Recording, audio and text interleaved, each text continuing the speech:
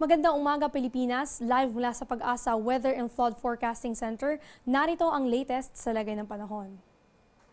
Bagyong Ferdy sa loob ng Philippine Area of Responsibility namataan sa layong 45 kilometers northwest ng Itbayat, Batanes. Taglay nito ang lakas ng hangin 220 kilometers per hour at bugsong papalo ng 255 kilometers per hour. Ito ay kumikilos pa west-northwest sa bilis na 22 kilometers per hour.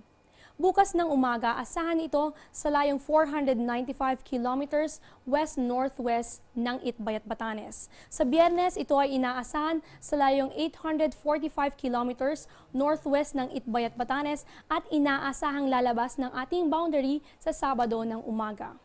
Ang estimated rainfall amount ay asahan ng moderate to heavy within 600 kilometers diameter. Kaugnay nito, nakataas ang Tropical Cyclone Warning Signal number 4 sa Batanes Group of Islands, Signal number 3 para sa Babuyan Group of Islands, samantalang Signal number 2 para sa Ilocos Norte, Apayao, Northern Cagayan at Signal number 1 para sa natitirang bahagi ng Cagayan, Northern Isabela, Kalinga, Abra at Northern Ilocos Sur. Samantala, masungit na panahon ang asahan para dito sa probinsya ng Batanes, kasama ang Ilocos Norte, Apayao, gayon din dito sa Northern Cagayan. Kasama din dito ang Babuyan Group of Islands.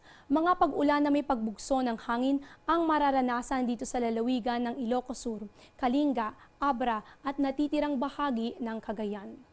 Maulap na kalangitan na may mahina hanggang katamtamang pag-ulan at pagkidlat-pagulog dito sa Metro Manila at natitirang bahagi ng Luzon. Dito sa Visayas, kasama ang rehiyon ng Zamboanga Peninsula, Autonomous Region of Muslim Mindanao o ARMM, Northern Mindanao, gayon din dito sa Caraga. Nitong nakaraang araw, mayroon tayong binantayan na Typhoon Malakas. At kaninang alas 12 ng madaling araw, pumasok na ito ng Philippine Area of Responsibility at huling namataan sa layong 1,110 silangan ng Virac, Catanduanes. Taglay nito ang lakas ng hangin aabot ng 130 kilometers per hour malapit sa sentro nito at may bugsong aabot ng 160 kilometers per hour. Ito ay kumikilos pa west-northwest sa bilis na 24 kilometers per hour. Ito ngayon ay tinatawag sa local name na Gener at ang ikapitong bagyo na pumasok sa bansa.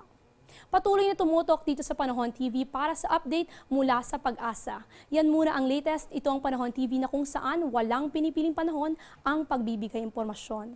Ako po si Eunice Suntayas, mag-ingat kayo at magandang umaga.